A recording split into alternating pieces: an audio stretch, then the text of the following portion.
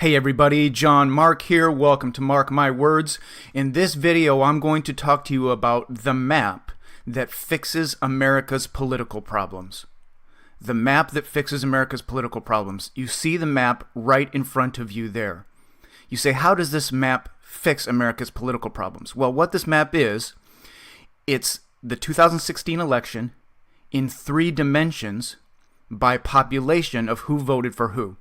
So the higher the spike you see here, the more dense the population is in that area, and you can see what color they voted, of course. So for example, you have the Los Angeles, California area looks like the highest spike here, heavily, densely populated with people who voted Democratic, right? Then what I want you to notice is many places on this map, right next to dense blue voting areas, you see red voting areas. So if you look at, for example, the Miami area, everything surrounding Miami votes red. It's not as densely populated. A lot of this is, as you'll see in a moment, it's not just rural, but it's suburban counties, suburban areas that are voting red. A lot of times people have this misconception, oh, it's just the rural voters. It's a lot suburban voters that are voting red, majority red as well. So if you look at this map, you say, how does this present a solution to our problems in America? Well, the problem in America, and of course I'm oversimplifying a little bit here, but this is really the key problem. If you imagine the state lines where they are drawn, you can see that the state lines don't match up at all with how people actually want to live and the policies that they want. Almost every state has a big blue urban area with suburbs surrounding it immediately that vote either majority red or kind of a mix, usually majority red. And then the rural areas, of course, vote majority red. So the state lines are in the wrong place. If you look at it, it's actually kind of a simple problem to fix. You just have to redraw the lines. Now you say, well, how actually can you cause that to happen? We'll get that in a minute. But what I want you to see is, it's just that the lines are drawn in a place that has nothing to do with how people actually want to live. And so what we have is these big knockdown, drag-out fights within state borders and, of course, on a national level for people who want to live completely different ways, trying to shove their will down each other's throats. And when you look at the map here, you realize that is an absurd situation. It's absurd on the national level that 330 million people should have to live under the same set of rules. It's absurd even on a state level that, look at Florida, that the people in the red areas should have to live under the same rules as the people in Miami. And that they should be trying to shove their will down each other's throats through these stressful elections. Oh my gosh, if we don't win, we're going to have all this stuff shoved down our throat that we don't want. So let me show you the solution to this before I show you a little bit more detail on the solution from the Propertarian Constitution, which has a very common sense and clever way to redraw the lines such that it looks if you redraw the lines, it's going to look basically like this map if you redraw the lines properly. And the Propertarian Constitution has a solution where people can basically draw their own lines, and it's going to look a lot more like this. It basically turns the big blue cities into independent city-states that can't force their will on the rest of the country, which is very important because what's driving America to crisis, the main driving factor, is we're importing millions of people legally. Forget about illegal immigration. We're talking about legally. We're importing millions of people that are vast majority non-white, and non-whites vote great majority, more than 2-to-1 left-wing. They've done so for decades. It's just that the numbers of them are increasing, and they largely move to these big urban areas. And they go out into the suburbs somewhat too, but a lot of it is these big urban areas. So the big urban areas are getting more and more power just through influx of people. You see that in Virginia. Of course, Virginia, you have the D.C. suburbs as well. But what recently happened in Virginia is Virginia flipped from red to blue. And it is at least partially or largely because of immigration, because the sheer number of people in the urban area, like in Richmond and D.C., is non-white people immigrating, moving in, and then they just have the power to win the elections, and then it stresses everybody out. And it stresses the left wingers out the other way too. It's like, oh, I don't want to live the way that these conservatives want to live, or the right wingers want to live. And if they win the election, then I'm all stressed out. So I want to make this a little bit of a bipartisan message, in the sense that everybody would be a lot happier if we just redrew the line so that we're not fighting each other all the time. I mean, it's not like rocket science. So let me show you a couple of articles here, just to give you the point that this, what you might call separation or secession fever, is what this article calls it, is spreading. And this is something I've been predicting, others have been predicting for a while, because the pattern that's happening is obvious to see. Secession fever spikes in 5 states as conservatives seek to escape blue rule.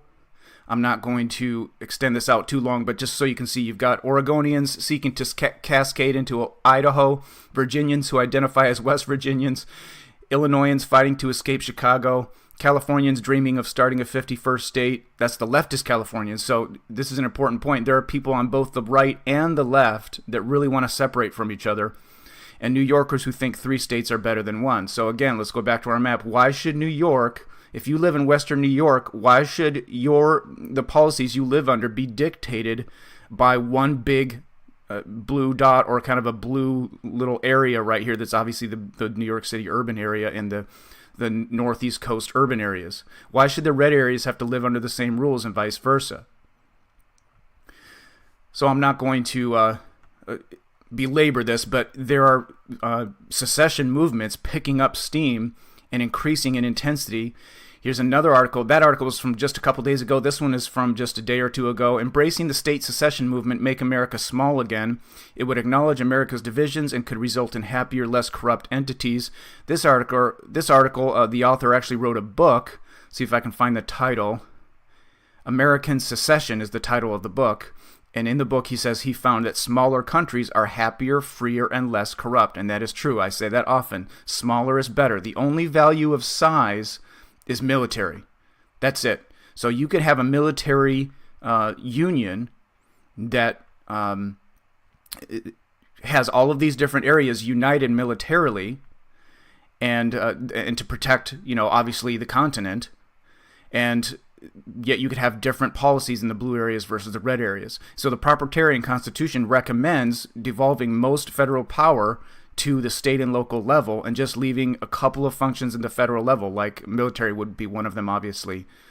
And so I'm not going to go into the details on that. And then you say, how actually do you make this happen? Of course, the federal government is not going to just, all the people that are sucking on the government teat are not going to just say, oh, okay, sure.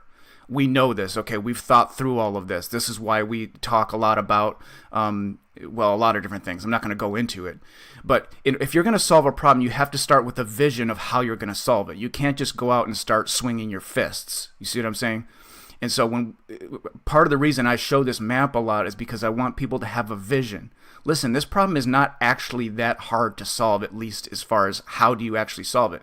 Getting there, yes, there are people that have interests that are going to be strongly opposed to this, but a large percentage of the people, I would say most people on the grassroots right, and I don't have data on this, but just from the people I interact with at least, most people on the grassroots right would be more than happy to have these big blue cities become independent city-states.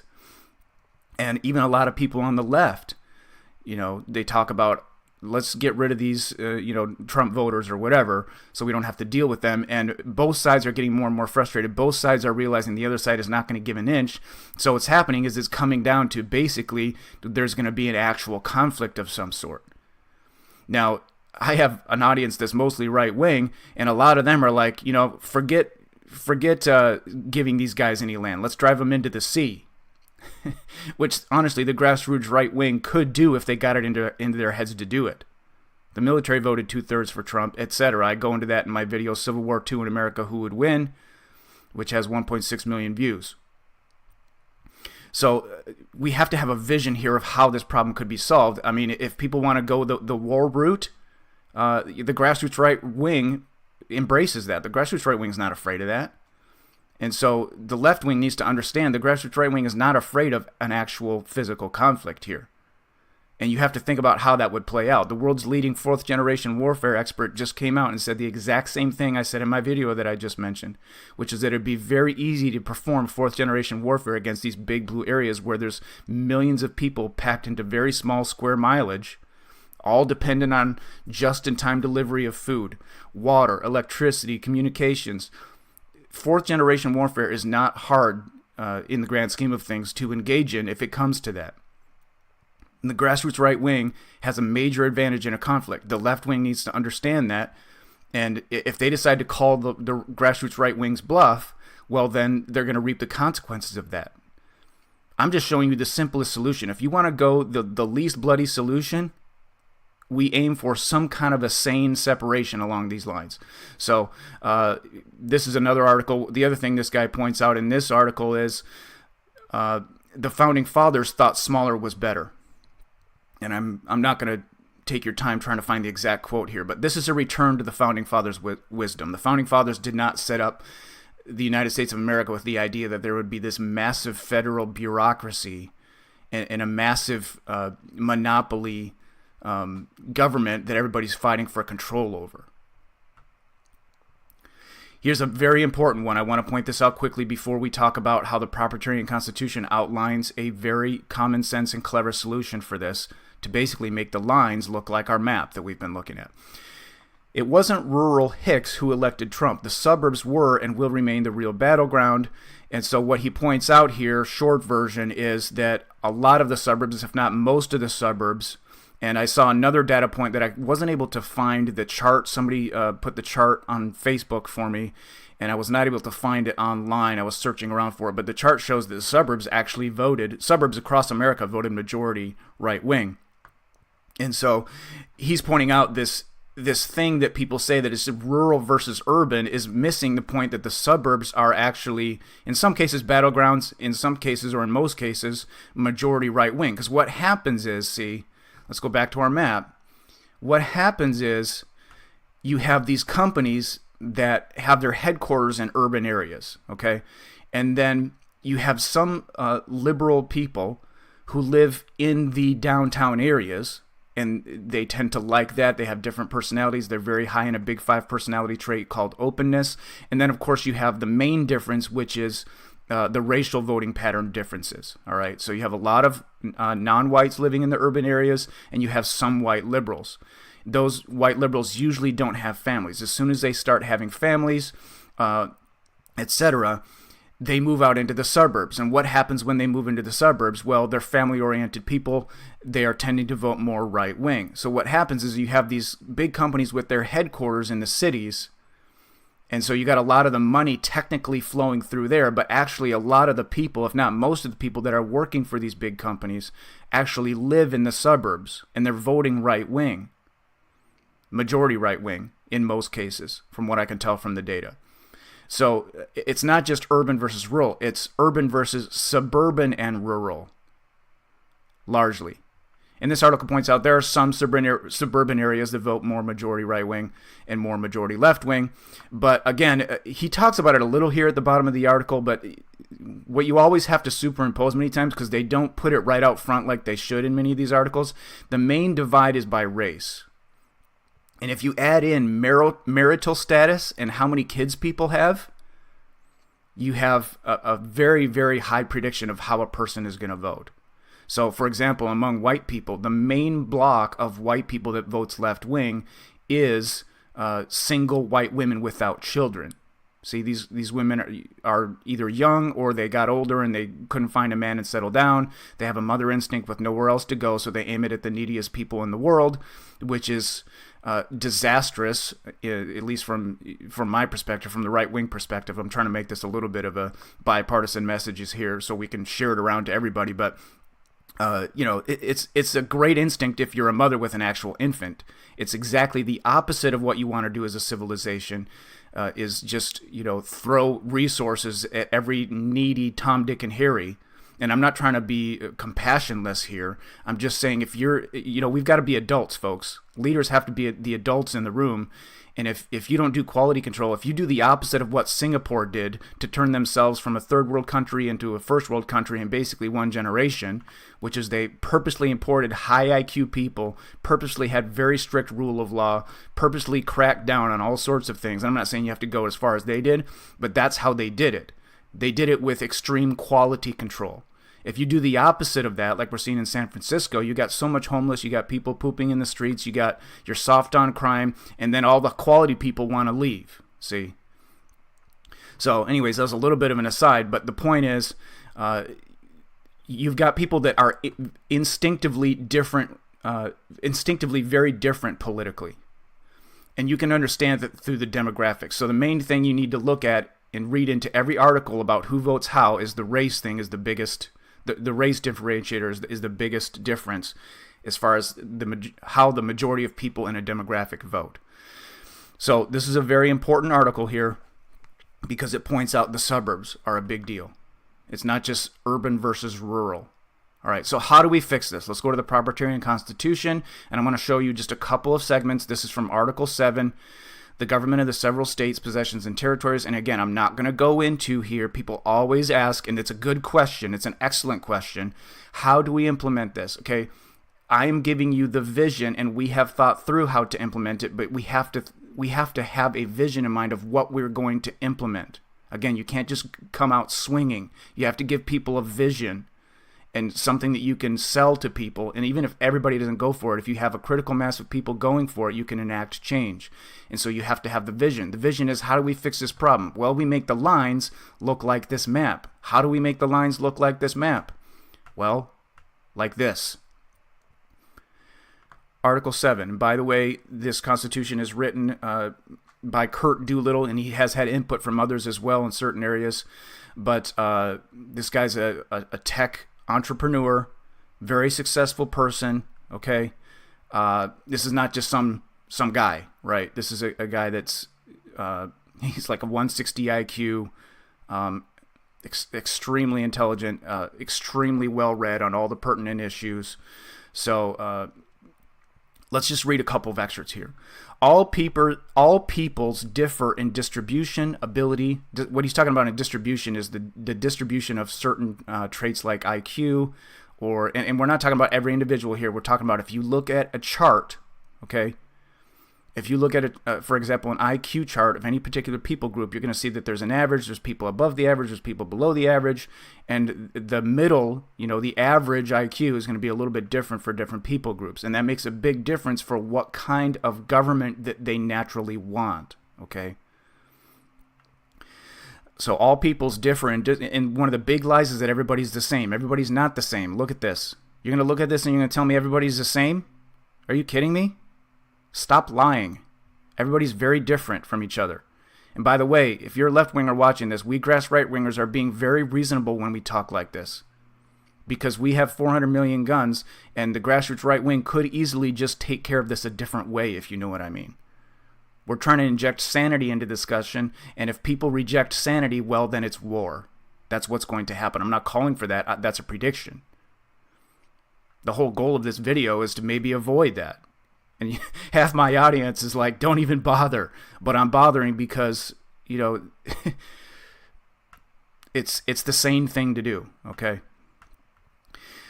All peoples differ in distribution, ability, wants, and needs, and require the political, economic, social, and interpersonal incentives, information, services, and goods to serve themselves, their kin, friends, and fellows. That's a fancy way of saying people are different from each other. People groups are different. Different demographics want different political rules to live under.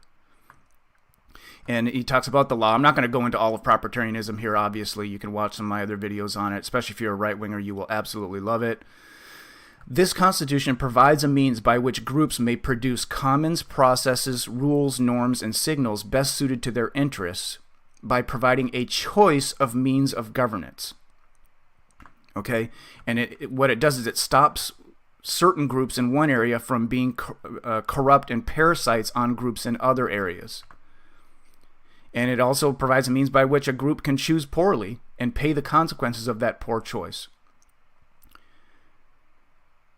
And this is talking about devolving most of the power to the states and eliminating this monopoly democracy we have at the federal level, where we're having these big knockdown, drag-out political fights, and everybody's stressed out about it. It's an absurd state of affairs. There's no reason for it.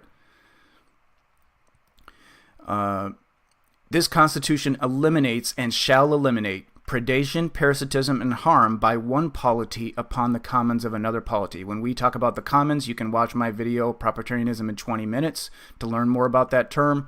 But that's talking about the things that people as a group invest in. So if you have a nice neighborhood with low crime, everyone in that neighborhood is investing in having low crime.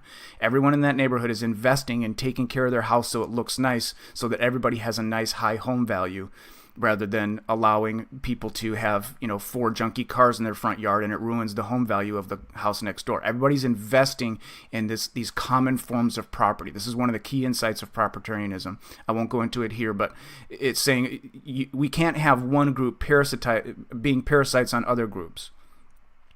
Here we go. This is awesome right here. This Constitution reverses and shall reverse the ability of cities and non-cities to force policies that they favor upon one another. Now, if you're a right-winger, you have to understand that if you read this whole Constitution, what it does is it enforces reciprocity. Okay, so it's like if you want to live like what San Francisco is doing, being very soft on crime and deal with the consequences of that, go ahead, but you're going to deal with the consequences of that. You can't force that down everybody else's throat. And this is the nice option, again. The grassroots right wing is happy to go to the non-nice option. But we're presenting the nice option.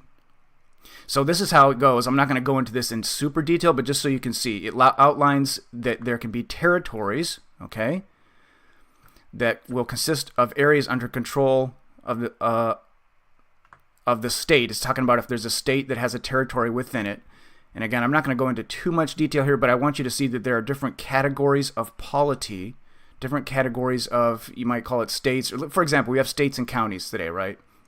So you can have a territory, you can have a possession, and then you can have different states here. So what this allows for is the redrawing of state lines, to put it simply, to better match this map. And that's going to solve a lot of your problem. The purpose of a state is to provide for its people those commons, in other words, the policies, the common investment, most suitable or desirable to those people, and no purpose whatsoever external to that state and its people. So in other words, you can't shove your will in whatever your state you form. You can't shove your will down another state's throat. A several state shall be formed by not less than 500,000 people in a contiguous territory. So you have to have a certain number of people to form a state. And then they will divide those states into cities and counties, districts, neighborhoods, etc. And this is a little bit dry legal language, but you can see the point. It has to be this way. It has to be specific. This is a good one right here. This is where we're talking about taking these big blue spikes and making them into city-states that cannot force their will down anybody else's throat, because what that causes is war. You have political war, and now the political war is starting to even break down to where once words break down, once fighting with words breaks down, you get fighting the other way. Any city with population greater than 500,000 people, with at least 500 people per square mile, shall involuntarily, in other words, we're not giving you a choice about this, you will be an independent city-state, and you will not be able to force your will down anybody else's throat, and if you don't agree to this, well, then we go to the not nice option. Any city with a population greater than 500,000 people, with at least 500 people per square mile. Okay, so this is talking about population density, these big, dense blue areas, right? Shall involuntarily become a state, an independent city-state, etc.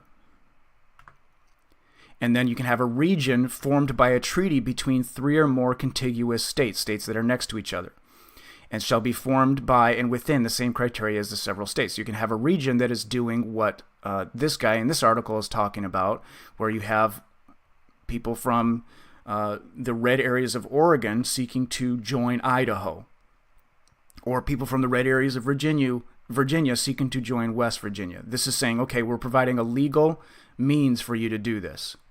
So you get the point. I'm not going to go into it any more than that, but then you can have smaller groups, a city of not less than 10,000 people.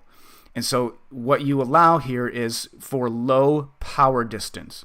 Power distance is the distance that the people in any local area feel from their ability to have policies that they want. Okay, so this right now we have very, very high power distance in America, which is why everybody's stressed out, because you have to win the national election, or you're going to have a lot of things shoved down your throat that you don't want. Very soon, the grassroots right wing is not going to be able to win any elections just because of influx of non-white immigrants who vote more than 2-to-1 left wing. Well, I probably should have mentioned that at the beginning of the video. That's the reason why we have to have the solution, and we have to have it basically now. We have to start popularizing this now and saying, listen, folks, this is not all that complicated. I mean, this is a very clever and common sense way to do it that you see in the Propertarian Constitution, but it's not like it's some kind of rocket science that nobody can understand. You let people form their own areas, and you let people draw the lines the way they naturally draw the lines anyway. The way they're choosing to live, the way they're choosing to have to vote. So that's the solution, folks. This map right here is a solution. Now, there are other aspects of the solution. You can go read the Propertarian Constitution. If you're a right-winger, you'll love it. If you're a left-winger, you have to understand that this is about the best option that you're going to get, because you don't have the power, the physical force power, to force your will on the red areas. You may be able to get the voting power through immigration, but the grassroots right wing is not going to be ruled by you. You need to understand that. And so it's either going to be war, or it's going to be some kind of a civilized separation like this. You choose. And if we're the grassroots right winger and you're sitting there thinking, well, I don't even want to bother with this, I just want to go to war. Well, I mean, I understand that sentiment, because the grassroots right wing could do that if they wanted to, but I think it also makes sense to present this as an option. Say, listen, guys, this is the two choices. It's this or war. Because once you guys start winning all the national level elections, we're not going to be ruled by you forever. We're not going to have all your leftist policies, which I won't go into, which have a terrible track record around the world. And if you quote to me Western Europe, then you're lying by omission, because you're failing to mention the fact that Big Daddy USA taxpayer pays for the military defense of Western Europe, and if they had to pay for their own military defense, they would not be able to afford any of those social programs that they have, or hardly any of them. You can't have your cake and eat it too, which is what the leftist cities all want to do. And if you say, if you're a left-winger and you say, well, the red states are a big burden, you're not looking at the demographics, for one thing. And you're discounting the fact that a lot of the money is flowing through the big urban areas, because that's where the companies have their headquarters. But the people are actually living largely in suburbia, and that's largely red areas, majority red areas. So, I mean, I'm happy for a leftist to say, oh yeah, let's get rid of the red areas, because they're a big burden anyway. It's a lie that they're a burden. If you look at the money flow, it's about 50% of the money and 50% of the people are in the blue areas, and 50% of the money and 50% of the people are in the red areas. That's basically what it is. But hey, anything that makes you want to separate from us, I'm fine with.